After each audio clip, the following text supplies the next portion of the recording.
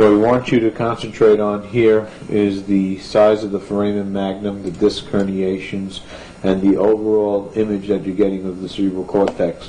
I want you also to look at the ventricular fibrillation here.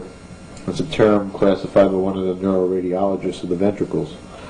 By the way, this is the only view of ventricular motion as far as we know to date. You're about to see the post, and then we'll discuss back and forth a few times. It'll flash back and forth so you see it. Now we're going to go to the post.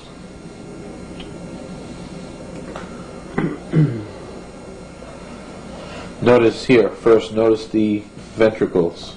Notice the change in size of the foramen magnum. Notice the disc herniations here. More importantly, notice the change down here. And the overall image, notice the change in pulsation of cerebral spinal fluid. Please. 1, 2, 3, 4, 5, 6. Notice the rhythm involved.